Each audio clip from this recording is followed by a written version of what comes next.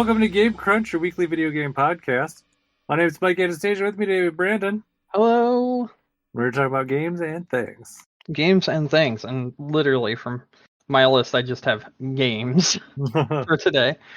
Yeah, I mean, Brandon's gone crazy with the summer sale as per usual. I did, but I mostly, you want to know why I went crazy with the summer sale? I wasn't gonna buy anything, period.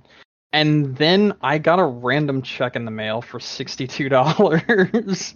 Oh, random. Oh, yeah, you did tell us about this. I did tell you this about it in the chat, but essentially, in 2016, 2017, somewhere in there, I lost access to my Yahoo, which also lost me access to my PlayStation, and my PlayStation was hacked then, somewhere around then. And that's a funny little story, but come to find out, there was a security breach in Yahoo around then, and there was a class action lawsuit that I didn't even know I was part of, and they sent me a check because I still had an account with Yahoo, and apparently other people had way worse breaches to the point where a class action lawsuit was opened up. But my breach was pretty easy to take care of and wasn't that big of a deal, and then I got free money for it. So yeah, that happened. Yeah. So you got your $62, and then I spent it on some games for the Steam sale, because there's Steam sale going on right now. Some of these games I kept, and some of these I did not. In fact, a lot of these games I did not, for one reason or another. And I'll tell you my thoughts on them and my reasoning. And we're just going to get right into it, right? Yeah. Is that what we're doing? Okay, cool. Let's get into it. All right, cool. So I bought a game called BattleBit Remastered. Okay. And I did not keep this one. But it's not because it's a bad game. In fact, it's actually kind of the opposite. So a lot of these, it's going to come down to I bought them at full price, and there's no real reason for me to have bought them at full price. Also, if I really want to play this, I want to play this with friends.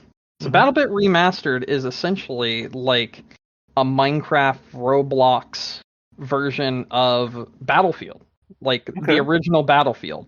And I'm going to be completely honest, it is better than anything EA has done with Battlefield in the last 6 years. Easily. Okay. Easily. And it's really good.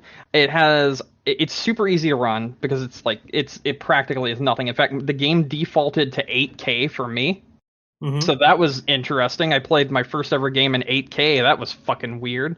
But no, the game itself is basically a massive version of Battlefield. You have 270 something or 260 something players, and 100 per team basically, and it's just massive. There's constant things happening at all times, and it's really, really fun. But this is something I would much rather play with friends, and I know will definitely be on sale in the future. So I essentially refunded it because of that. But this game has destruction physics, things break apart. It's voxel based, so you're able to completely destroy buildings and things. So if someone is hiding in a building, or you need to assault a building to capture it, like you would in Battlefield, Call of Duty fashion, that sort of thing, you can just fucking blow it up. And blow holes into the building. You ever play the game Red Faction, the original one on PlayStation 2 or whatever? No, familiar with it, but never played. Okay, well that game, a lot of the walls and floors and everything, you could blow holes in to get to different parts of the mine and everything in that game. And this game, you could just essentially make your own entrances into places. I've seen people fly entire helicopters into buildings to create a new building essentially that now happens to have a giant fucking helicopter in it. And it's not scripted at all. It's just players are playing and doing this. So because of that, it makes the game feel very dynamic, very different every single time you play it, depending on the kind of players you're playing with. And I thought that was super neat, super interesting. But a lot of my friends didn't pick up this game, so I was like, well, I'm not going to play with 100 random people. That just doesn't sound that fun to me after a while. So I just didn't really care to just spend all my time wasted away on playing matches that last anywhere from 40 to an hour long. because of just how many people there are in the game at any moment in time when you're playing. And it kind of got stale very quickly for me because I didn't have other people to play it with. But the gameplay itself is incredible. It's going to be a great game, and I know when more of my friends end up picking it up, I'm definitely going back into it because it's just so much fun. Like, it's legitimately so much fun. That's good. Yeah, that one was returned, but I've explained my reasoning for doing so. And now I'll explain some other games that I got and returned, because I returned a lot more than I actually ended up buying. I played a game called Halls of Torment, which I believe I mentioned before. Halls of Torment is essentially, Vampire Survivors, but looks more like Diablo. And when you fight like the big bosses and everything, they drop loot chests, which you then are able to open up and outfit your character. So you're able to build like your character both through the skills you get every time you level up, as well as the loot you get from enemies that you kill. And it's kind of cool. I like it. I think it's pretty fun. It's very simplistic, but I know it's definitely going to be like way more advanced later on. This game I kept Halls of Torment, and I will continue to play it because it's actually really, really good. Moving on, 2 games, both that I have returned. One I just whatever. So Leniste, I think is what it is. It's essentially a throwback game made to look exactly like a Sega Saturn or a PlayStation 1 title, and it really does. Like, it's really cool. It's a neat concept. It's a neat game. It's a very fun little platformer. I just didn't see myself playing it that much right now, so I ended up returning it. But it is a really good game. It does very much so capture those early PlayStation 1, Sega Saturn kind of platformers. Yeah. So, I don't know how to pronounce this, but I'm guessing it's Leniste or Leniste or something. I don't fucking know how to pronounce this. But anyway. Throwback 3D platformer in the vein of something like a Sega Saturn or a PlayStation 1 title. Very simplistic, feels very fluid and very fun to play. It's just, this wasn't the kind of game I was looking for right now. But if you want to play like a good 3D platformer, this is definitely one of them. Oh, it's hideous. Oh, come on. It looks awesome. No. Yes, it does. It's supposed to look exactly like a PlayStation 1 game, and it really does. It looks the ugliest generation of games. Oh, come on. It looks awesome.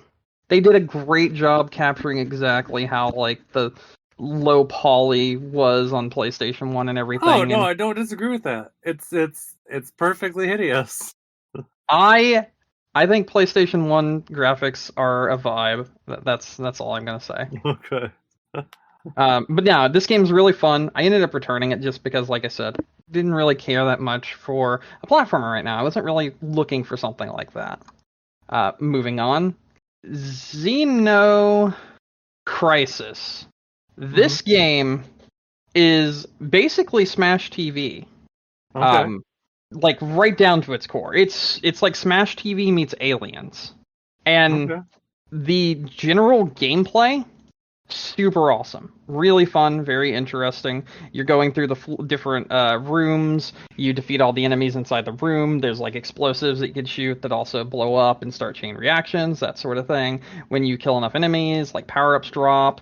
You can actually run out of ammo in this one. And when you run out of ammo, you need to reload. And until you do, you need to get in close with the enemies while still dodging the projectiles and like knife them, essentially.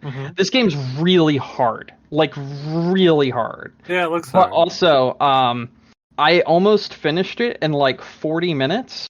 And then that's when I realized there was no more content. It was supposed to actually be like a quarter muncher. And I was like, for $20, this ain't it. Like, if this was an arcade game or if this was like $10, totally down for this. But for $20 and not really having online play, no, I'm not for it. Not really. Understandable. It is definitely a solid title, though, and like nothing against people that actually do find this game really good. I just don't think it's really worth the price with how little content there is here. Now, I could be mistaken, but it really felt like there was very little content here, and it was mostly just made as like an arcade title. But an arcade title at $20 seems a little bit much for me. And I liked it. I think it's really good. It's definitely something I'll pick up when it is on sale at a lower price point. But without having online play and with it having a small amount of levels and stuff, it's just not worth the price in my opinion. So yeah, I returned that one as well. I don't think it's a bad game though, by any stretch of the imagination at all. I actually think it's excellent. So yeah, I'm gonna move on from there. Next, this is a game that's also on Switch, so you can look into it if you would like. And Xenocrisis is also on Switch if you're interested in that game at all. This game is called Dragon Marked for Death. This game's fucking cool. I will just go ahead and throw that one out there right away. This game is awesome. There was a game called Guardian Heroes on the Sega Saturn, and another game called Code of Princess on the 3DS. They're platformer games that also have RPG elements in it, and that's essentially what Dragon Marked for Death is. This game is very neat. It has a really, really interesting concept. It has lots of really fun gameplay mechanics, and the fact that you can be different classes in the game, and you can go through it and level each class up to super high levels and change out the way they play and this, that, and the other. It's good. It's really good.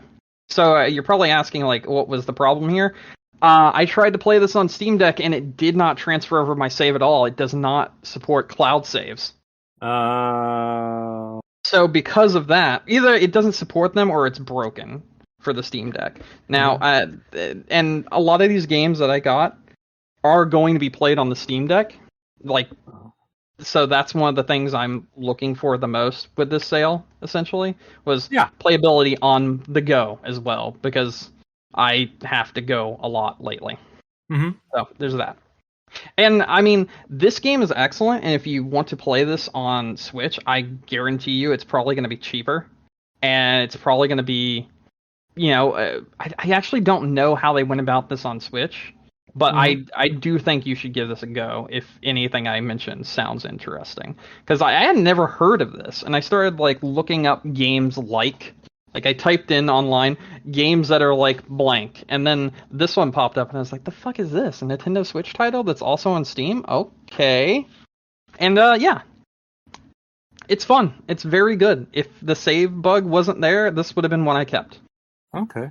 Which one is it? It looks like there's a couple Dragon Marked for Death. Oh, interesting. Are there 2 on Switch or something, or 3 or something? Let's see. There's Dragon Marked for Death Advanced Attackers. There's Dragon Marked for Death Frontline Fighters. Frontline Fighters? Huh. What the fuck? Oh my god, they split the classes up into individual purchases. That's so stupid. Yikes. So on the Steam version, which I paid $20 for, every class was in it. Okay. Looks like the Switch version split up the different types of classes. Okay. So depending on what class you want to play, that's the one you buy on Switch. That is awful. That is not good. That is super nickel and diming right there. Yeah. Yeah, that's an interesting one. Yeah, I guess I wouldn't recommend that on Switch then. Took a page right out of the ye old Pokemon book. Oh, it's worse than Pokemon, really. Yeah, it looks like it is. Unless this $10 DLC is that extra stuff, but doesn't look like it. No, it does not. Let me look one more time. There are 3? Okay, so Advanced Fighters are all the ones that use magic, and then Frontline Fighters are all the ones that use melee. So no, they just split up 2 classes into a $30 game, and then also charged for a playable character that you unlock at the ending of the game in the PC version? Yeah, dude, they fucking straight up nickel and dime the ever-living fuck out of this game. Although it looks like you can buy it physical, and I think that might be the whole thing. Okay. Well, then that's what I would do. Yeah, and if you buy it physical, it's all character packs. Okay. Additional quests, and then limited edition gear. That's fucking weird. Very strange. Very questionable release strategy. I agree. But I will say, this is a good game. And I do recommend it. It's a very niche title that I'd never heard of, and after I found out what it was, I mean, it's awesome. So there you go. Continuing on, because I'm going to get to the games that I kept in a minute. I'm just kind of easing you in there. Okay. I'm going to talk about the last game I returned. Uh-huh. And I just wasn't in the mood for this game. But this game is fucking excellent, and when it appears on Switch or any other platform, I really think people should buy this. It is so good. So, I'll give you 2 reasons why I didn't keep it. One, it was on sale for 10% off, which is really not much, Nope. At all. And 2, it's definitely the kind of game I want to play, but not the kind of game I want to play right now. Mm-hmm. So this game's called Dave the Diver. Okay. This is a casual single-player RPG. Okay. Where you play as Dave. Dave is a diver. Dave's a diver. Yeah. So, he does diving things, but his friend has kind of roped him into something else. And he's like, "Hey man, you want to go get some sushi?" And Dave's like, "Hell yeah, I want to get some sushi." He's like, "All right, meet me here. Let's go get some sushi." So you go there, and then when you meet him there, he's like, "All right, so I bought a sushi restaurant, and you're gonna supply the sushi." And then your friend kind of scams you into working for him, even though he doesn't actually work. And you work with his lackeys and everything. But everyone has so much character. Everyone's very funny, and every character is really good and really entertaining. This is a Metroidvania game that takes place underwater. Okay. And that's during the day. At night, it's a sushi management simulator. Okay. Right down to the chopping of the sushi and taking the plates to customers, as well as pouring them green tea and other such things. Okay. This game is excellent. It's very inventive. It's very, very interesting. But it just was not something that I wanted to play right now, and I was like, this is just not, it's not doing it for me, but I love this game. So I was like, it's just going to sit in my library if I keep it right now. Otherwise, I'll have to pay $3 more at some point in time, and this game is good enough that I will pay $3 more for it whenever I feel like playing something like this.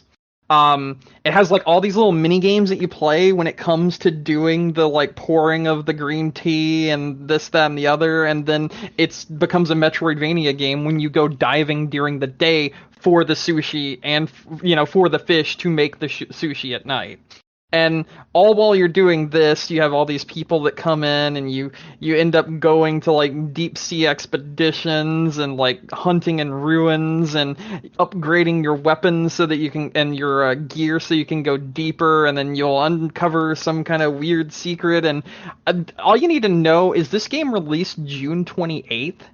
Its current rating is overwhelmingly positive with 30,000 reviews in just a week. Okay. That's ridiculous. So, I mean, and it oozes style. It really does. It's very funny, it's very over the top, and it's super entertaining. I have now shown you this. I posted it because I realized I never actually linked it, so I was sitting here gushing about this game. I'm watching a video of someone playing it on the Switch right now. Oh, so it is on Switch? Not yet. Okay. It's coming to the Switch. Okay. I recommend this when it does make its way to a platform that other people have. It's awesome. That's really all I can say about it. It's awesome. Okay. Yeah, apparently it sold 1 million copies in 10 days. Pretty impressive. Yeah, definitely. So yeah, this is probably going to be one of the better games released this year. Just like I said, I wasn't really in the mood for something like this right now. Because it's very story heavy, right?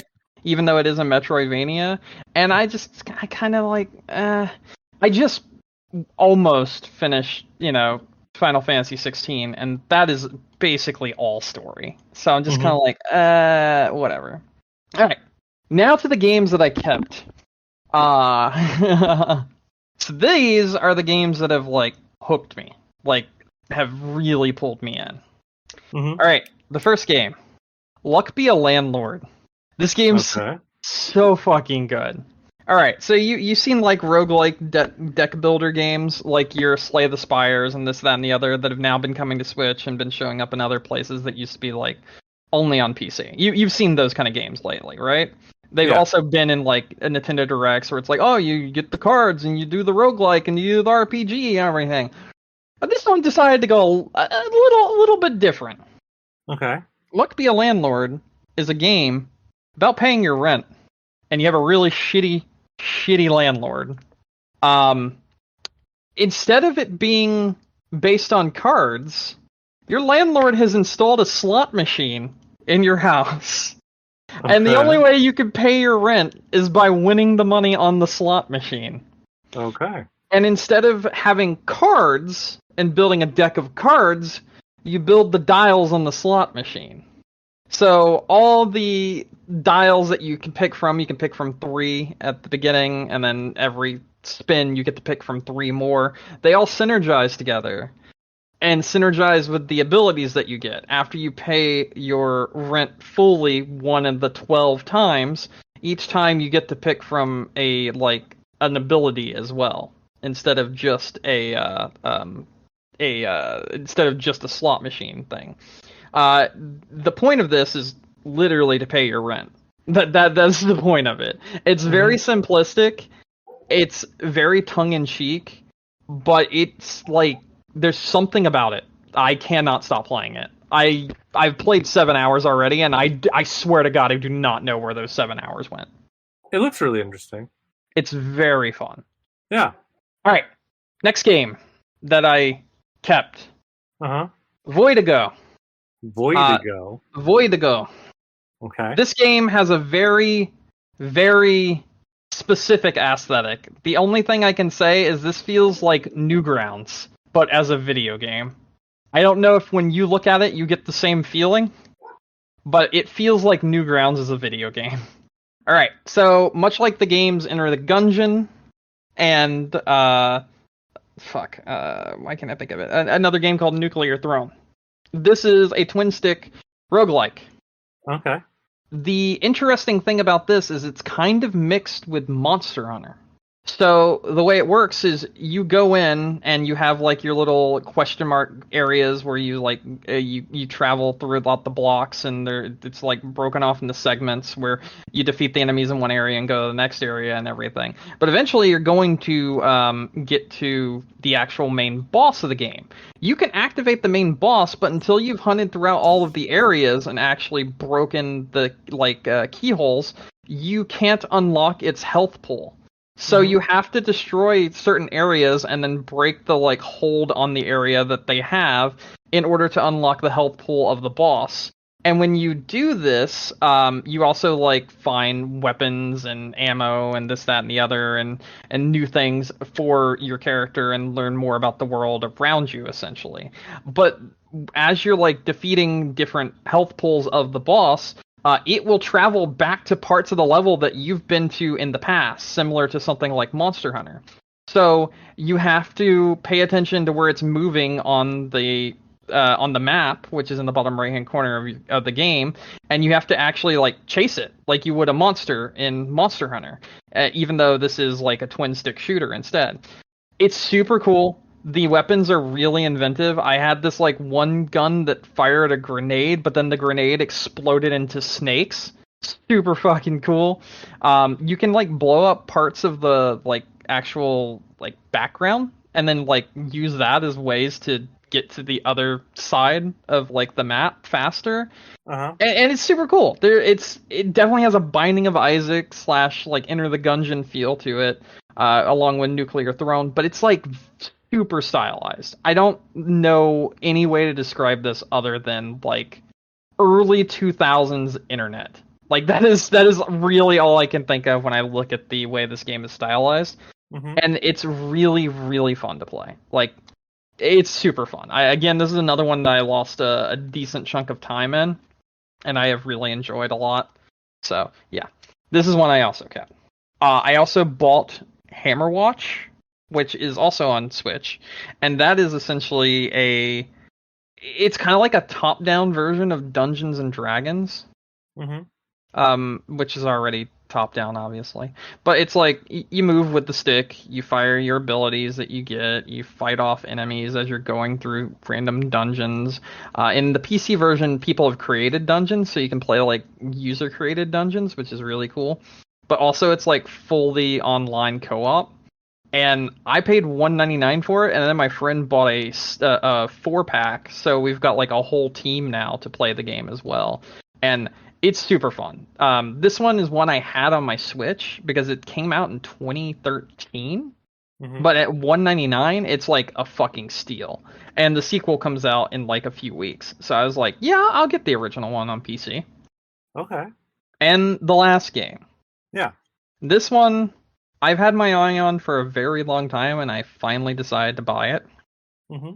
Because it's like $16 right now for the game. Down from like, I think 35 or something. It's a sizable discount. Down from 30, that's what it is. Okay. So almost half off. This game's called Satisfactory. Okay. The only way I can describe this game is it is a game you can play that's like those TikTok videos that are like oddly satisfying. Okay. Where it's like something is being automated in a way that it's like, whoa, that's really fucking cool. So this is a base builder, but not.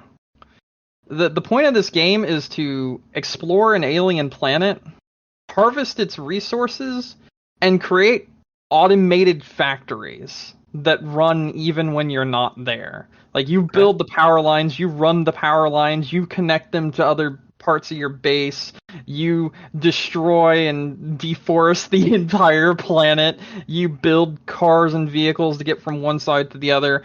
It is just the act of making everything automated in the perfect fashion that you can in this really interesting planet or world that's been created.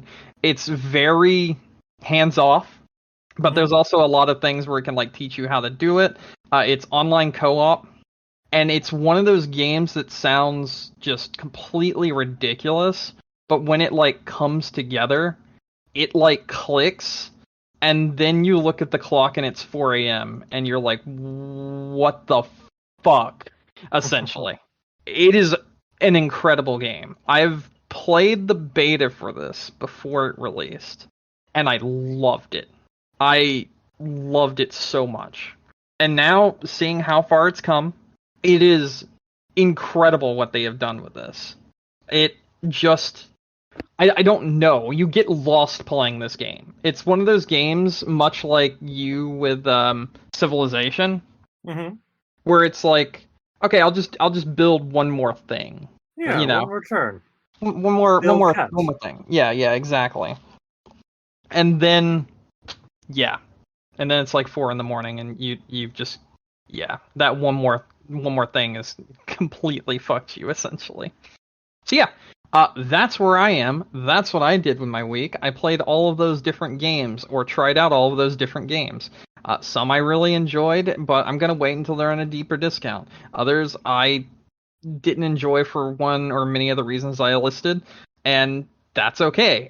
They're still good titles. I wouldn't say anything that I played was bad. I think everything that I played was really good, and several of them were great, but just not for me at this point in time. So, that was my week. Okay. Yeah, mine, not as exciting. So, I'm just still chugging along, finishing up the Pikmin games for Pikmin 4. So, what did I do? I finished Pikmin 2. I got the last treasure the other day. And, man, that I forgot. And this kind of makes me laugh, too, because I remembered. I say I forgot, but I know I didn't forget. There's no forgetting.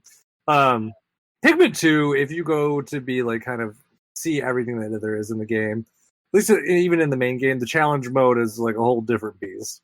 But the main game is like, it's got a lot to go on there. It's pretty lengthy to go through and get everything. And some of those last areas are very complex. They're not easy, kind of require a bit of strategy to get through them. And I was kind of laughing to myself when I saw that on Reddit, and I was definitely reminded while I was playing it. But someone on Reddit was like, oh yeah, Pikmin 2 is the easiest one to beat. And I was thinking to myself, like, what are they talking about? I'm like, I don't remember this. And I, even now finishing it again, I still don't know what they're talking about because I don't think it's true.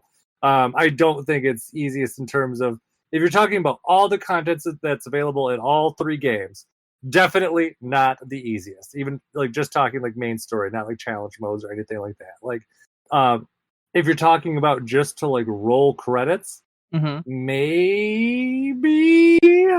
But even I think that's a stretch. I think Pikmin 2 is probably the best of the 3 that are out so far.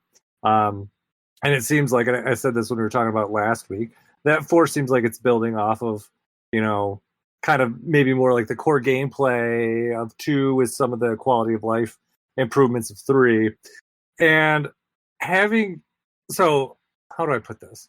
So going back now and having played 2, and I started 3 now after that. It's kind of nice to see some of the things. So some of the things that I gave credit for to Pikmin 4, like in the demo, apparently were Pikmin 3, and I completely forgot, and I didn't realize until I played it again. So because it did still do the things like, hey, anything inside the circle, when you are in here, it's safe. You got all that stuff kind of going on. But there's obviously some shortcomings in Pikmin 3 as well, stuff that Pikmin 2 had that's not here. Like Pikmin 2 had those kind of randomly generated dungeons, which I told you were really cool. Pikmin 3 doesn't have those. It kind of substitutes it for like a larger map. So a larger map that has like interconnected areas. So not as exciting. It doesn't feel as fun to explore because those kind of like little dungeons were pretty neat. But it does have a lot more interchangeability with, because you in Pikmin 3 you can bounce back and forth between 3 different captains, so you can go and have one do one thing and then you can have another one take a different crowd and can kind of control them on the map and be like, oh, I want you to go here with your Pikmin, and it'll take them there. You don't have to worry about it and you don't have to worry about messing around, and that's always pretty nice. So you kind of have those kind of things going on. But and this one too, I think we talked about it last week too, Pikmin 3, your like main goal is to collect fruit. Your planet's running out of food, I guess, and there's like, oh, the earth fruit's just delicious, and it can sustain our society for years. The seeds, we can do all sorts of things with them. So not as exciting as going around collecting like Game Boys and batteries and all sorts of like Earth advertisement things, which they did bring back and forth. You're going around and collecting like Earth trinkets and those kind of things. A lot more fun. So Pikmin 3, it's good so far. I think I'm only in maybe the 3rd area of Pikmin 3 so far, if I remember. So I'm kind of chugging along. I haven't finished it. I don't remember. I played through Pikmin 3 twice now. Once on the Wii U when it came out, once on the Switch when it came out, and now I'm playing through it again. It's been a while. And I would say, too, if there's any testament to, how good these games are. I mean, I played through Pikmin 1 and 2 probably 3 times. And I kind of remember those games like the back of my hand. Like I just have like a good familiarity with them. They're really well built games. Obviously I said, there's some random nature to Pikmin 2. So obviously I'm not going to remember everything, but you kind of remember like, oh, this is this boss, and this is where you got to go to do this, and this is where you got to do this, and this is kind of the order that you do things in. Some of it I think is, some of it is muscle memory. Like I remembered in Pikmin 2, kind of the hardest item for me to get was there's a dumbbell where it requires 100 purple Pikmin. So I, took extra care of making sure that I saved them and, had as many as I could as I went through the game, because they're harder to get than a lot of the other Pikmin. So by the time I got to that point, I was all ready. I didn't have to like go around and like harvest anymore. I had everything I needed, and it was in and out. Wham, bam, thank you, man. Meanwhile, yesterday I booted up Pikmin 3, and I'm just kind of like, I don't know what the fuck to do. Like, where am I going? I'm just wandering around, lost. I don't know what I'm looking for. So some of it, I think, is because Pikmin 2 is smaller areas. They do a better job. The designers did a better job kind of focusing your area, or your direction, your intentions in certain ways. Okay. Pikmin 3, because it's it's bigger and it has kind of those bigger open sprawling maps, there's a lot more going on. There's a lot more to see, but there's also just kind of not that direction that you necessarily need to kind of focus on what you're looking for. I waste a lot more time kind of just exploring and looking around and, figuring things out. And I think that's kind of part of the directional change with Pikmin 3. I think they kind of went more like puzzle heavy, just kind of bigger environmental puzzles. I mean, not quite like Metroidvania, but, there definitely is some aspects of that. Because it does do a lot more from what I've seen, like kind of locking things out in a certain order. It's like, hey, you need to get to this area, but it's covered by glass, which means you need to get the rock Pikmin, which you don't have access to yet. And then, okay, now I got the rock Pikmin. Now I can open up this area and I can go look through these things. Oh, but now I got to a bridge, but it's over water. I can't cross the water with my Pikmin right now because I don't have water Pikmin. So, I need to wait until I can find those, or so those kind of things. They did I feel like maybe they did a better job with that there in this game. The multitasking, I think they kind of nailed in Pikmin 3. I think they did a good job with that. So TBD on what that's going to be like in Pikmin 4. We don't know yet because we've not seen enough of that game really to know. So Pikmin 3, and I do remember the challenge stuff being fun after the fact when you're playing as like, kind of there was like I don't remember if it was on the Wii U version as like paid DLC or if it was added into the Switch version exclusively. Because Nintendo did like to add like a bunch of stuff on like the Wii U re-releases. But they added like some challenge maps with like Louis and Almar, I believe. That were kind of like prequel, epilogue kind of story stuff. Don't remember. I only played those on the Switch version the one time. Feel like remembering that they were cool. I don't remember why. So I'll have to play through those again and kind of find out.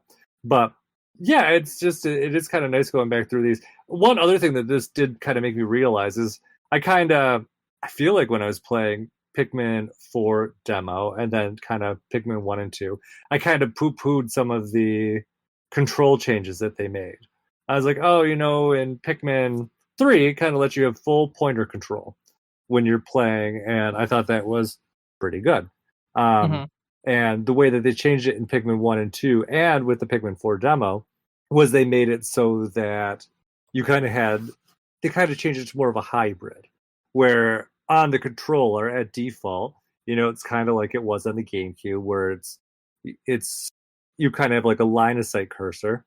However, when you go to throw something or when you go to use your whistle, when you hold that button down, it gives you access to the pointer controls and you can move it around. The benefit to that is that, and you see this a lot in some of the Wii to Switch games, is that the pointers, because you don't have the infrared sensor that the Wii had, it doesn't quite easily recenter itself. Of course. So you have to use a button to recenter it, which isn't necessarily a hard problem. I used it quite a bit in Skyward Sword without a problem. It worked pretty well. But in a game like this, where, now that I've played it the other way, where you kind of have that center control, versus, this where it kind of has like the open pointer all the time, I kind of realized why they switched it. And I was like, you know what? I kind of think the other way worked a little better. Because of this one, my pointer's all over the place all the time, and I'm recentering it all the time. Not necessarily a big deal, but a lot of times they'd be like, well, I wish the pointer was just kind of in front of me, and then I could just, move it from there because that's already the direction I'm facing. Whereas this one, it's kind of like sometimes it'll be behind me, sometimes it'll be wildly out of sync, sometimes it'll be down at the corners of the screen, and it's just kind of like, it doesn't work as nicely as, it had been in the last couple games. So I take back what I said last week. I think that actually was you just misremembered, essentially, is what you're thinking? Not misremember. I had ruby colored glasses on over it. It felt like it worked a lot better in my mind than it did. Is it necessarily a bad thing? Is it necessarily, deal breaking or anything? No, it's not. Like I said, you can just recenter it, and it's not like it's terribly hard to do. They tied it at the R button, so it's just within the easy press, and you're recentered again.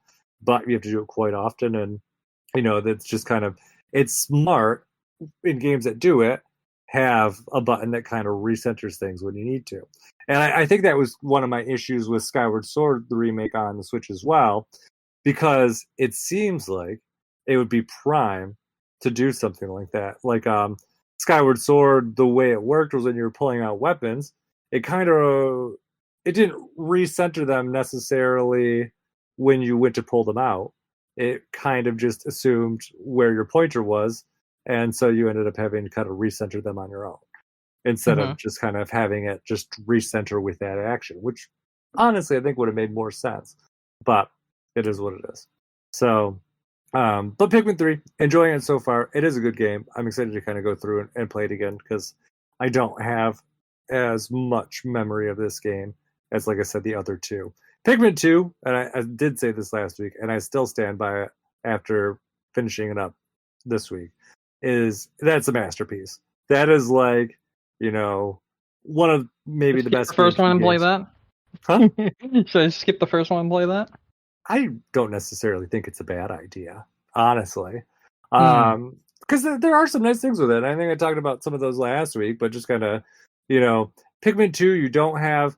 Pikmin 1's really short. So, I mean, that is kind of one thing. If you want to kind of touch it and play it, like it just, you have kind of less to manage, but B, it's a little bit shorter. So you can get in and out of that game in a couple hours. Like it is, if you want it to be, it is a single sitting game, which I've said it about a few other games in the past. I think that is not necessarily a bad thing.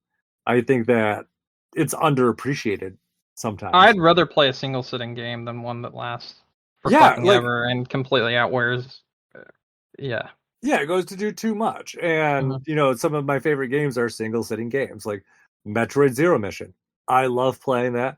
And, a couple times, at least every year or so, I'll just pick a day and just kind of be like, you know what, fuck it, I want to play Metroid Zero Mission. Pop it on, finish it in a couple hours, be done with it. It's not a terribly long game to get through, and it's it's a lot of fun. Just kind of that, just it's got well compacted action, and Pikmin 1 does kind of have some of that. But I know the first time I played it, I ended up losing.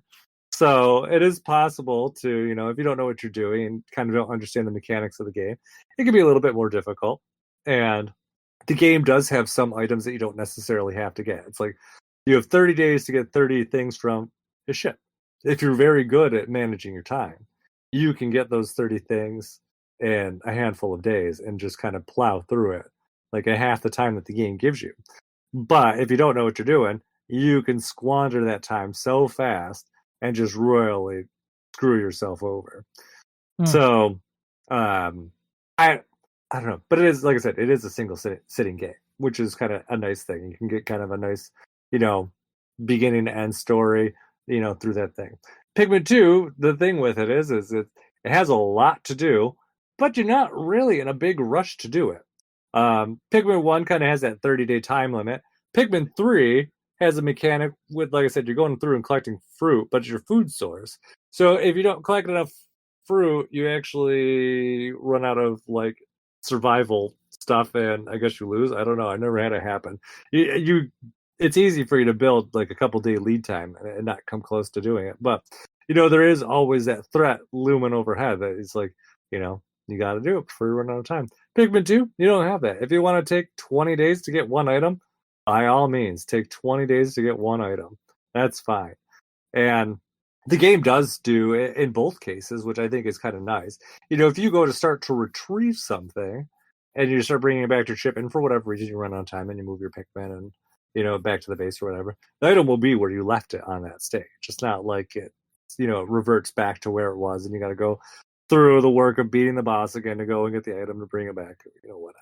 So, but like I said, Pikmin 2, you got all the time in the world to do things. You accidentally slaughter half your Pikmin in a bad battle, don't worry about it. You can go get new Pikmin. Go hunt some more of those creatures on the planet, turn them into little Pikmin. You got time. So I think in terms of like accessibility, I guess the moral of the story is yes. I do think that 2 overall is probably the more accessible game just because you have more time to kind of explore. You're not rushed as much by the time limitations of any of the 3 games. It just kind of like get your stuff at your own pace. You're looking for treasure. You're not trying to save yourself or any other planet. It's a lot of fun. And then like I said, there's just kind of all those neat little touches too. You're getting cool little items that are like, well, in the GameCube version, it's all like, brand name kind of like Duracell batteries and like Snapple caps and things like that. In the newly released, Switch version, they're not brand name things, they're generic things, but the art style is still really good. You kind of know what they were going for. Like, oh yeah, I can see kind of what this is based off of. So I don't think it necessarily deters from it. And then it's got cute little like dialogue, like the computer there will like name everything like these just wild names. And what was it? Like they found like a peanut butter jar, and it's like, what do they call it? Like sustenance silo or something. Like all right. It just all sorts of fun things. Like it's just, and then once you collect a whole set of items, the computer will kind of give you like its own description of it, and just kind of like imagines kind of what those things may have been used for, because I don't know, it's like a post-apocalyptic world. Yeah, so it's like, what the fuck are you gonna use it for? Yeah. And so it's just kind of they imagine what these items were used for, just based on, their interactions with them and what they named them. And then like Olimar has journal entries too, where he kind of talks about like getting the items and things like that. It's a lot of fun. I think Pikmin 2 is a blast. Like I said, I think it's a masterpiece for what it is. And I guess, I would recommend Pikmin 2 maybe over Pikmin 1. And then maybe go back and play Pikmin 1 later and just kind of back through that story that way. If for some reason you're a purist and you want to do 1, 2, that's fine as well. I don't think there's anything wrong with going with the first ones first. By the time you get to the second game, you'll understand the mechanics better, you'll do better, but I think maybe in the second game, learning the mechanics at your own pace, and then going back through and doing 1, because it is kind of like a big challenge thing. You have 30 days to get 30 pieces. I think you might have more fun doing it that way. So, okay, fair. Yeah, so that's kind of my thoughts on Pikmin in a nutshell. I'm guessing next week I'll probably be done with Pikmin 3. I'll wrap my thoughts on that. And then, interestingly, so... Yeah, and then the week after that, Pikmin 4 to play and talk about. So, you'll be sick of hearing me talk about Pikmin by the time August rolls around. Probably. Yeah. But, I mean, they are fun games. So, more people... Pikmin currently is... you in the past with Xenoblade. I know. You know how I am. I get kind of like...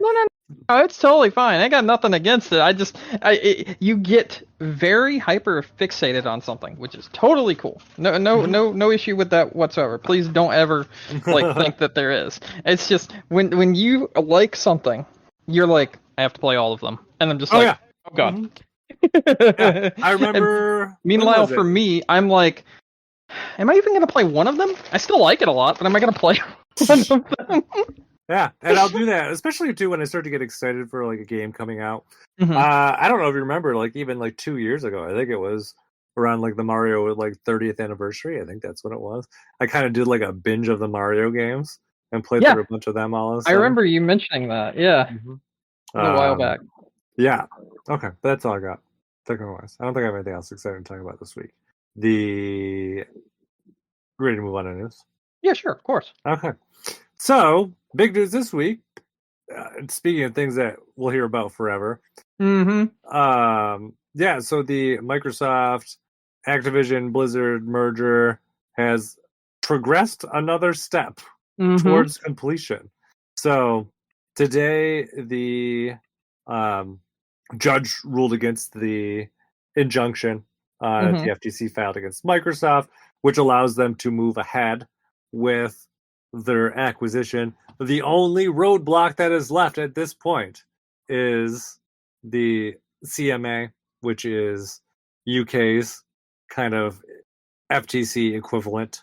And after this announcement, Microsoft and the CMA kind of even hashed out an agreement to forego whatever legal strategy they were going at right now and see if they could hash out an agreement to get this to move forward, because it sounds like Microsoft was planning on moving ahead with or without them. So they are just kind of working on that. Interestingly, the speculation is that, I guess kind of skipping ahead, is that, Microsoft's kind of trade-off to them would be like, not, how does it work? Instead of putting xCloud out in the UK, they would just let people license their games there for the cloud services instead, which really doesn't sound like a loss for anyone. No, it doesn't. If that's the agreement, because if you remember, that's what the CMA's issue was. It was specifically about cloud gaming and how it would give Microsoft an unfair advantage, and which I think everyone knows cloud gaming is not anywhere near that point at this point. So the FTC ruling though is kind of interesting because the judge's ruling in this thing basically was that how did I see it described? It was put that the FTC put on like a case basically saying that it was going to hurt Sony, but didn't really put on a case about how it was going to hurt consumers. Yep. And they were just like, well, we're not worried about Sony. And honestly, if Sony had done the same thing, I don't think we would have been in court.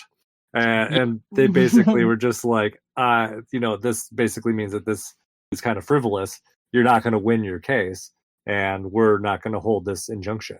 So that was the gist of it. The actual, quote here from the judge that they put out here, just because I'll read it out so people have it handy.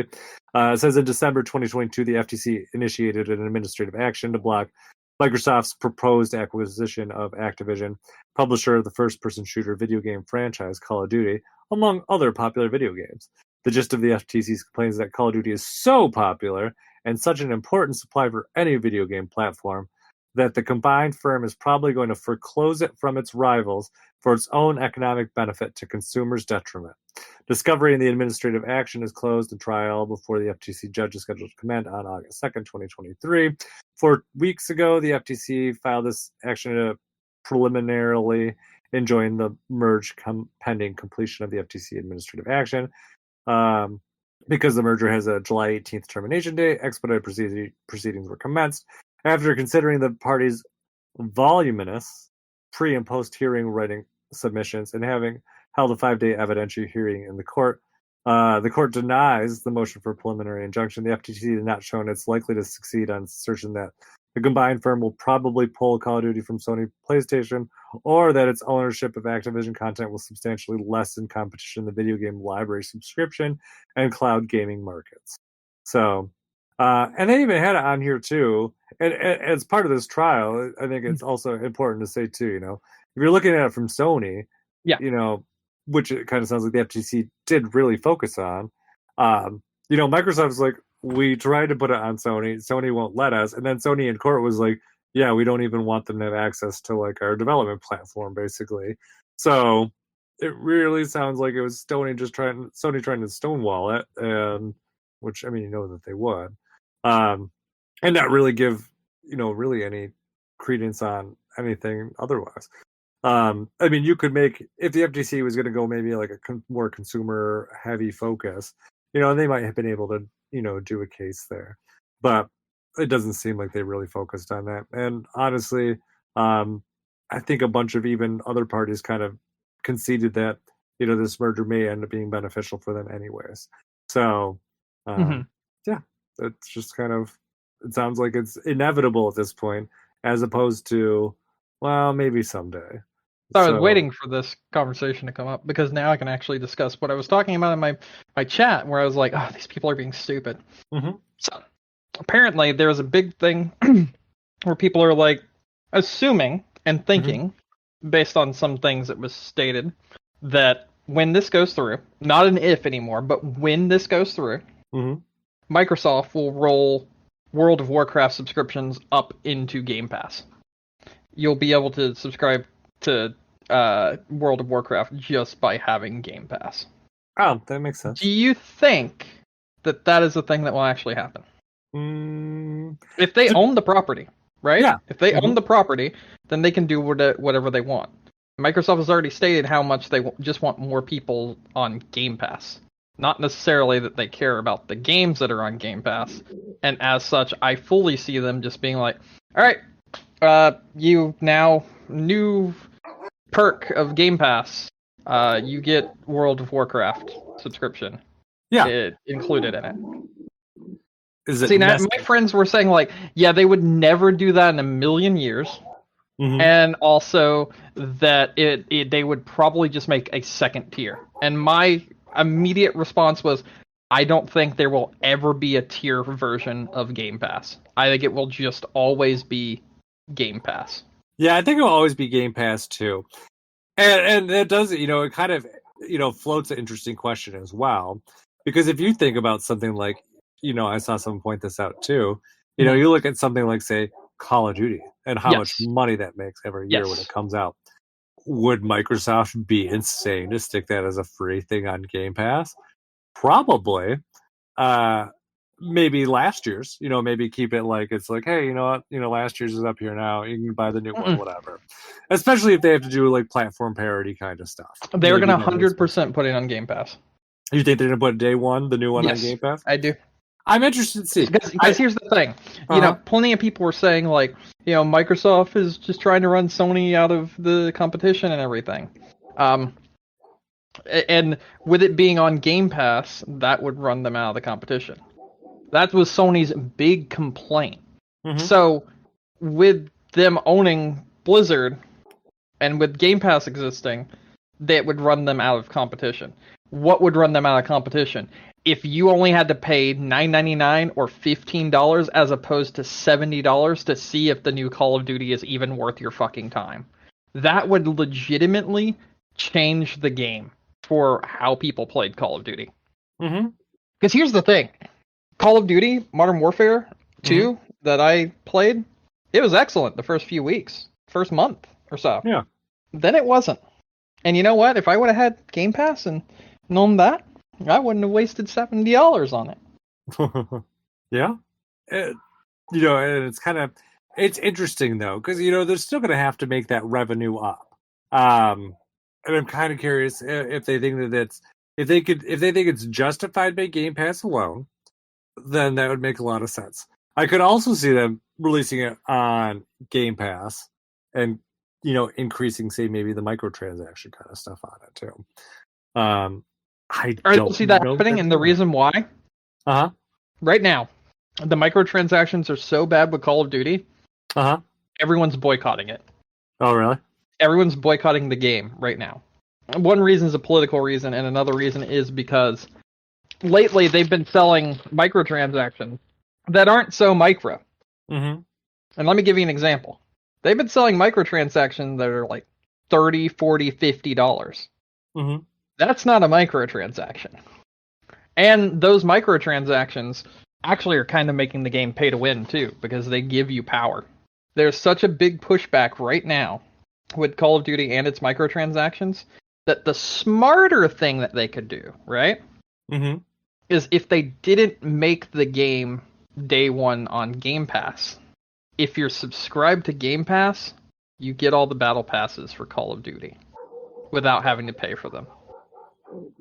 Okay. That would be the smarter thing to do. So, like, there's a new season of Warzone. I don't have to pay for the new battle pass because I have Game Pass. That would be the only thing I would see them doing. And I would see them doing that as a way of offsetting funds. Because $10, $20 for a battle pass, as opposed to $70 for a full-ass game, is a really good way to get people onto your service and to keep them on your service. Because they got that battle pass for free because they're sub to your service. You understand what I'm saying there? Yeah. Reoccurring payments, that sort of thing. What else brings in reoccurring payments from another part of Blizzard? Well, that would be WoW subscriptions. You could subscribe to WoW, or you could subscribe to Game Pass. Reoccurring payments, constantly running over and over again. No need for a new tier. The people that play WoW, they get their subscription for a month for subbing to Game Pass for a month. The people that play Call of Duty, they get the new Battle Pass for free for being part of Game Pass. That's bringing in new people, a new group, a new fan base to Game Pass and keeping them locked in because of those subscriptions and that Battle Pass. No, that's what I was arguing would make the most sense for them to do. What's the difference in price between, say, Game Pass per month and WoW per month? I don't know what they're both at right now. I think WoW is Now, let me check. Price for WoW subscription. Currently, $14.99 for WoW. For a month? Price for a month. Game Pass. Ultimate. It would have to be Ultimate. Yeah. 1 month. Looks like it's $16.99. Okay. So for $2 more, you see what I'm saying? Mm-hmm. Or $9.99 if you just go with PC. I could see them maybe thinking about that. I think that would be the smartest way to handle it, in my opinion. Yeah. Not necessarily unreasonable. And you get both those groups in the door to your subscription service, where you keep those monthly reoccurring payments because you want that subscription to WoW, or you want that battle pass for your game. Mm-hmm. And that is a way to do it. That's what I think will happen, personally. And I think the other way they'll do it is through, like we were talking about microtransactions. Yeah. I don't think we need to talk about microtransactions. I think we need to talk about cosmetics. A mount that is just a prettier color for your game Diablo 4, or a gun skin that doesn't give you any kind of advantage, but it's a gun skin for your Call of Duty. Huh? That's how you do it, right there. That's how you keep people locked in. They come in for the skin, they stay for other stuff. Fair. I think it might work. I mean, it's literally how Sony does it. It's literally how Sony does it. Yeah, but Sony's not losing the revenue from the initial sales. You're correct. But if you've got them locked in, you see what I'm saying? No, I mean, I do see what you're saying. I just don't know. My math hat is on, and I'm not quite. How much does Battle Pass usually cost right now? Like $10. For a year, or just per month? Oh, a Battle Pass doesn't last a year. A Battle Pass lasts like 3 months. Oh, okay. And you have to buy the Battle Pass starting at $10, and then you have to continuously play the game every week as they release new content for the Battle Pass. So, if you buy the Battle Pass by being part of Game Pass, or if you have the Battle Pass by being part of Game Pass, due to the fact that they drip feed content for Battle Passes out over months, you get kept locked in there. So that $15 becomes $30. That $30 becomes $45. You understand what I'm saying there? Yeah. So that's essentially where I'm banking on it. And yeah, they're still losing some money off on the sale, but they're also probably going to get people in that wouldn't have just bought the game at full price anyway, ever. Probably. Yeah. Yeah, I don't know. I could definitely see them going a couple different ways with this one. Mm-hmm. I'm sure they have. I just don't think they will ever release another tier. Like, I don't think there'll be another tier system. Oh, I agree with that. 100%. Way I don't see 1,000%. I agree with that. And that was the argument I was having in my chat. They're like, no, there's no reason they wouldn't do another tier system. I was like, no, Microsoft has made it like their mission, essentially, to not do another tier system. If you look at other games that they've released, such as League of Legends, they've put on Game Pass, such as Valorant, they've put on Game Pass. Those two games, if you have Game Pass, you unlock every operator and every character for both of those games. That's over 100 characters in one game, or 200 characters in one game, and like 8 or 9 in another one, and every single one of those 8 or 9 are like $20 purchases otherwise. So like when you take that into account, and you're not doing a tier system for something like that, they're not going to do a tier system for World of Warcraft. They're not going to do a tier system for Call of Duty. It will just be in Game Pass. Yeah. Or actually, another good example maybe would be, what's that Fallout game? How does that work on there? Fallout 76. Yeah. Well, that one's you play once and then that's it. Okay. Yeah. I mean, that would probably be an equivalent too, I would say. Wait, how? I don't understand. So WoW? WoW is you pay $15 every month. No, I know, but wasn't that how Fallout 76 was prior to being on Game Pass? Nope. Oh, no, it was just purchase. Yep. Oh, okay. Well, never mind that. There is a special edition version, super mega deluxe edition thing, and a thing where you get currency every month if you pay like $10 or $4 or $5. I can't remember which one it is, but like it's not really important, so that doesn't quite count as a subscription, similar to something like World of Warcraft.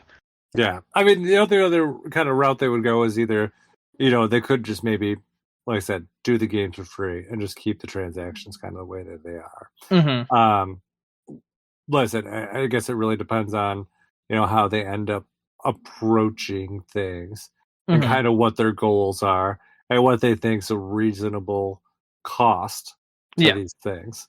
So, I mean, presumably, you think about, this merger, you're already getting, probably at least 3 Call of Duty games in the pipeline that are already in development on top of, whatever else Activision, has going on. So, I mean, reasonably, they could just, make a lot of that money back just from, the Call of Duties that are already in the pipeline. Yep. So, depending on what they end up doing with them. And at this point, they already paid for them. So, yeah, it'll be interesting to see what they end up doing with it once they have fully accessed that. I wouldn't be surprised if we don't necessarily see it this year, though. Even if the merger does go through, heads to tails, I could see them, maybe keeping whatever plans they had for Call of Duty this year, as they are. And, they're definitely going to keep it as it is right now. Maybe see some. We probably wouldn't see any drastic changes until, say, like the next year edition. But yeah, it'll be interesting. I bet though, as soon as that merger's finished, kind of like what they did with Bethesda, you'll see that the Activision Blizzard stuff almost immediately flip over on Game Pass. Here's all the Blizzard stuff. Go to town. So, yeah. Yeah, no, I bet that'll happen as well. Yeah. What else about it? I don't really have anything else other than what I just told you. That's essentially all I got for right now. All right. Any other news? I do have another piece of news though that I forgot to mention. Would you like me to tell you that? So the ROG Ally. Have you heard about this? The what? The ROG Ally. Nope. Okay. All right. Let me go ahead and get you up to snuff, essentially. All right. So you know of the Steam Deck, obviously. I've mentioned it, and so has Nick. We've mentioned it enough times that you definitely know of the Steam Deck. What? Huh? See what? Okay. Anyway, look in general, please. Okay. So this is the ROG Ally. The ROG Ally is a competitor to the Steam Deck, or is being sold as one. Whereas the Steam Deck has a 800p screen and can run at 60 FPS, and it's a 60 hertz screen, and it runs on Linux and its own OS base. The ROG Ally runs on Windows. Okay. It has a 1080p screen. It can run at 120 hertz. It runs Windows games, so all those games that have the special anti-cheat and things that you can't run on the Steam Deck, you can run on the ROG Ally. So this was being touted as the Steam Deck killer, essentially. Yeah. It is $699 for the 512 version. It's got neat RGB and all this other stuff. It is really cool, and you can buy it in stores like Best Buy instead of just having to buy it through Valve, which is the only way you can buy the Steam Deck currently. This thing had been getting a lot of traction. A lot of people were super excited for it, and it released, and a lot of people were really enjoying this product. It released a few weeks back, essentially, now. There was a problem. A very recent problem that has gotten them in really, really hot water. Emphasis on hot. So, turns out there is currently a defect in every single version of this system that they have sold. Seems like an issue. Yes, it gets worse. The defect is it is heating up the SD card slot so much that it's melting the card inside of the slot. Oh. This is making it so people have to you get it out with tweezers, and then obviously after that the entire card is fucking dead. It's damaged. And if it doesn't melt it, right, and cause it to have those problems, then it's having the problem where it's getting too hot to the point where it is essentially just corrupting all the data you have and completely destroying your SD card. This is something that can't really be fixed. They've stated repeatedly, oh, we can fix it with a software update, we can fix it with a patch and everything, but it's looking more and more like it's a hardware issue. And now people have gone from praising this thing and acting like it's the second coming and the Steam Deck is completely obsolete and there's no point to it, to being like, should I return this thing? And several people are.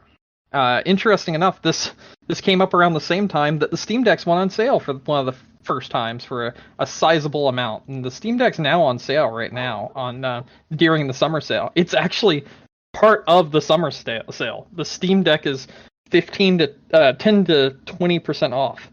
And when you look at the $400 to $600 price tag, that is a huge amount off for a physical product. So a lot of people have actually been selling their ROG that they just got and rebuying a Steam Deck, or buying a Steam Deck for the first time because of these issues. It seems like ROG, which stands for Republic of Gamers, it's a company made by Asus. It seems like they've been kind of gaslighting the people that have bought the system, being like, oh, we could fix this with like patches. And it's like, how do you fix a physical thing that is heating up with patches? And then now they've kind of come forward and been like, oh, we can't replicate it.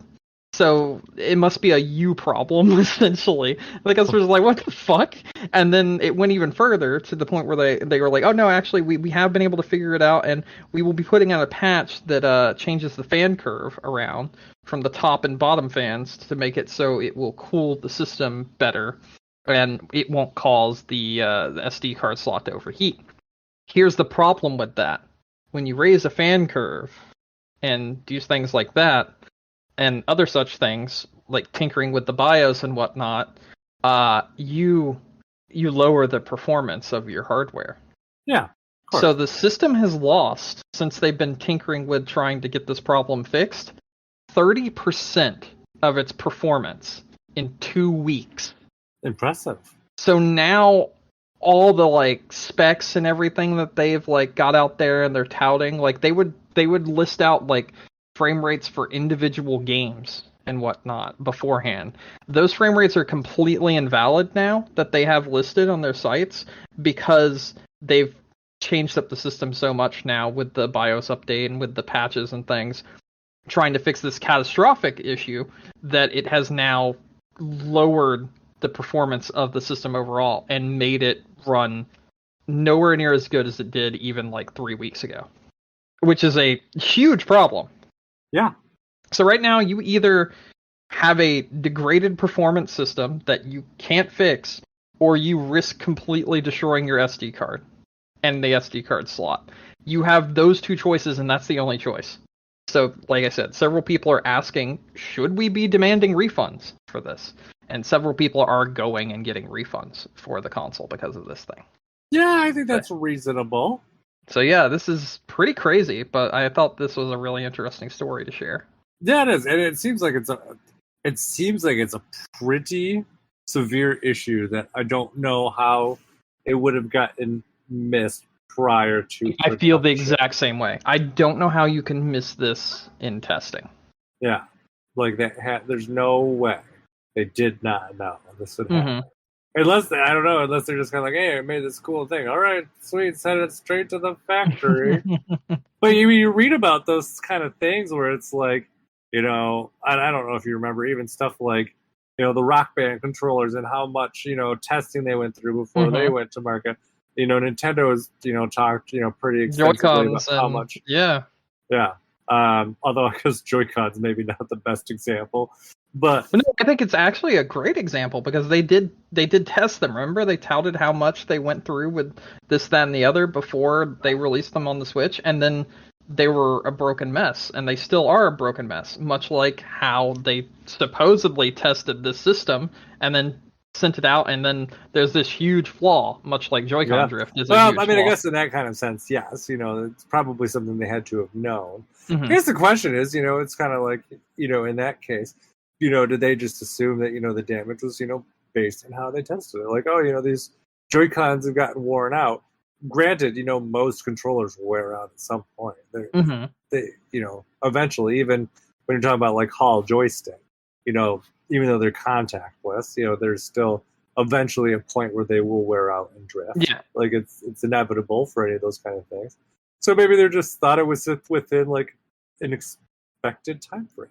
Yeah, maybe like had like a margin of error, and they're like, yeah, it'll be fine. It'll take them a long time to notice it, and that's kind of shitty to be like, yeah, we know this is gonna break at some point, but it'll take them a long time to notice it, and we'll have their money by then, so fuck it. Every controller does, but you know, maybe with the amount of testing, they're like, oh, you know, it's gonna take like 5 years. You know, is that a reasonable wear down amount of time for a controller? Maybe. Because you figure at that point, you know, maybe there's a new system, maybe you're getting a second controller, you know, all sorts of things.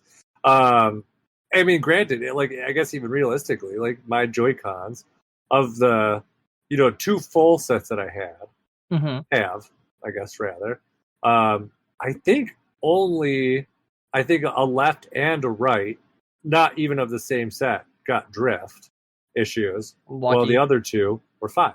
Lucky. So. And I've had them both since launch. So you figure 7 years of, you know, pretty good use.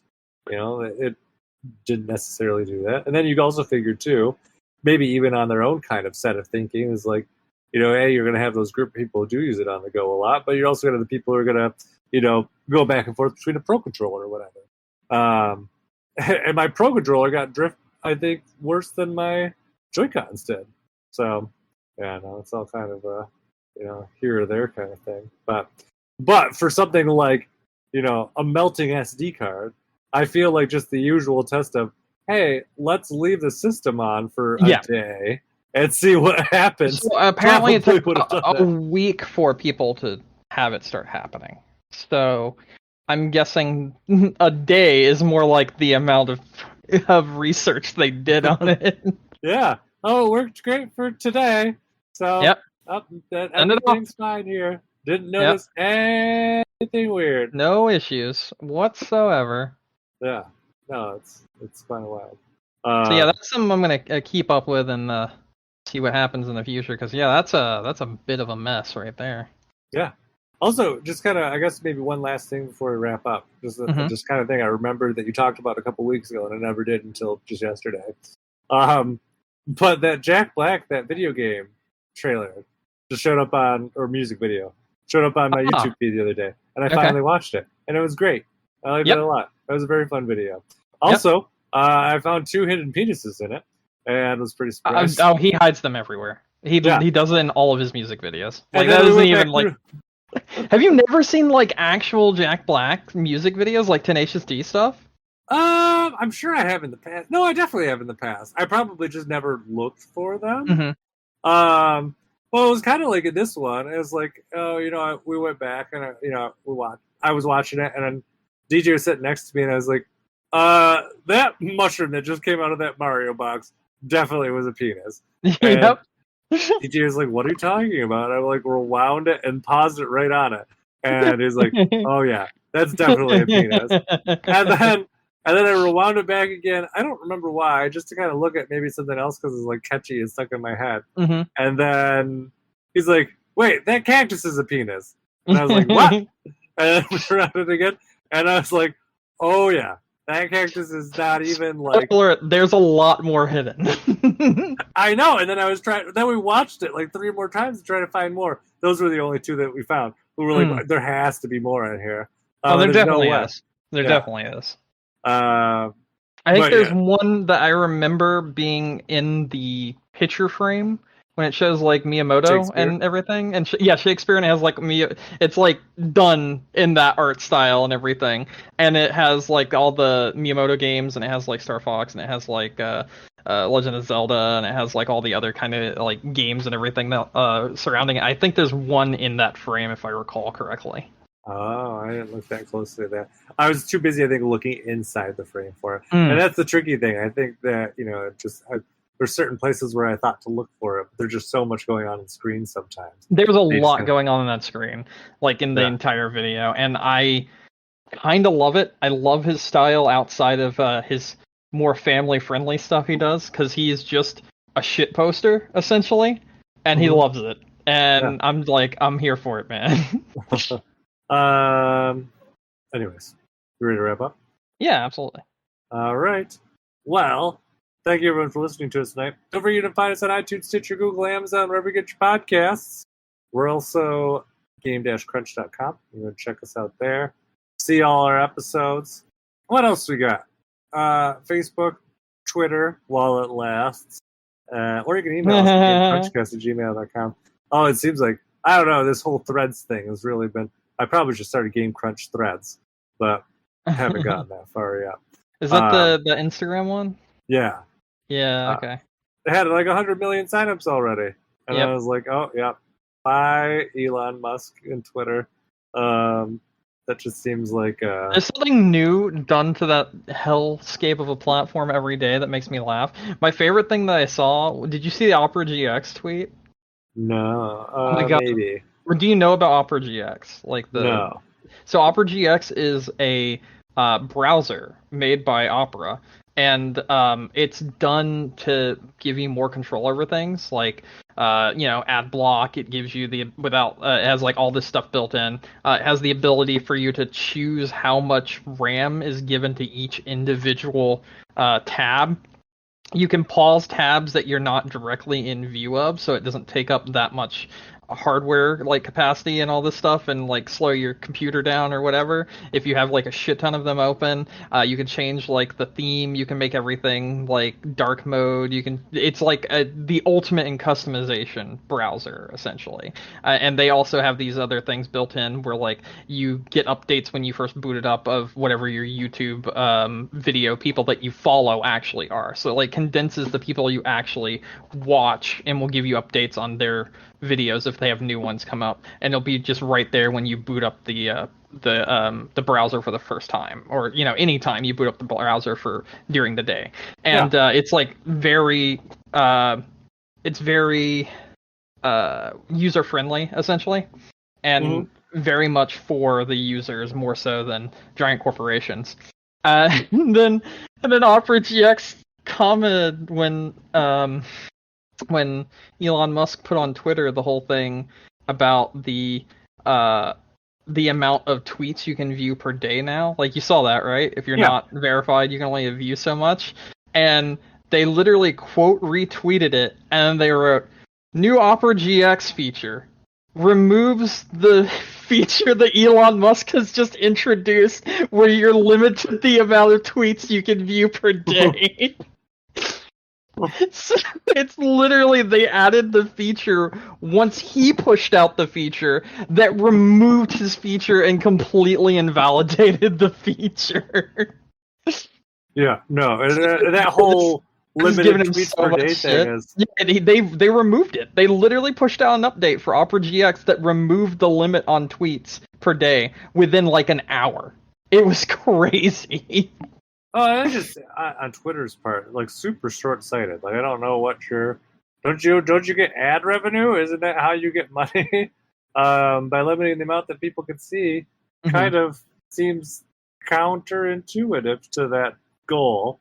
But whatever floats your boat. Pretty dumb. No, that whole thing's a mess. I don't know how that man has any money, because the way he's been running Twitter is definitely not how to run a business. So, true. Yeah. If you really wanted Twitter that badly, you should just bought it, let it keep doing what it's doing, don't meddle, and just kind of let someone who knows what they're doing run it. And, I don't know. Not just let's step in there and mangle things. Oh, let's not pay the bill for the Google servers. We don't need them. Nope.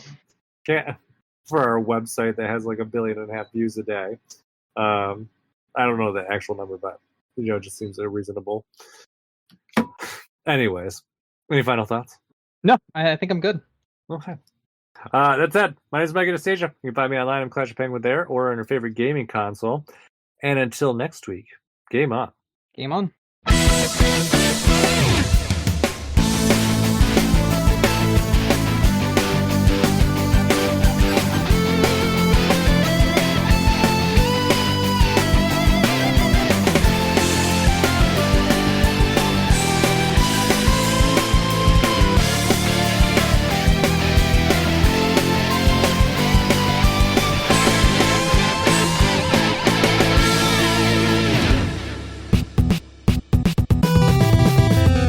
I was gonna say we're getting up to my like birthday trip too, but I'm not leaving until Wednesday that week, okay. so we could still record on Tuesday that week too. Okay, all right. So not anything there. Yeah, because we're leaving on the 2nd. We're just going away kind of for the weekend ish. So my birthday's on a Thursday this year. I see. Yeah. I don't know. I don't really have anything else. What date is that? My birthday? Mm-hmm. The 3rd, August 3rd. Oh, okay. Yeah. Same day the Mario movie. That same day that's coming out in Paramount. Yeah, I get to watch that finally. Yeah, I hope you finally do. I think you'll like it. I've just been waiting for it to get online, basically. Well, I remember you said when we talked about it before, you're like, oh, your mom was like, oh yeah, it's coming to Paramount. Yep. And yeah. And there it is. Finally there. I mean, it's made like $1.5 billion. Yeah, so of course it was going to. I mean, the first one did not. But I mean, supposedly they're working on all the sequels, so I'm sure this is going to be milked stupidly. Yeah, it definitely But listen, the first one's fun, and I can't wait to hear your thoughts on it, especially Luma. So you will once I'm able to give my thoughts.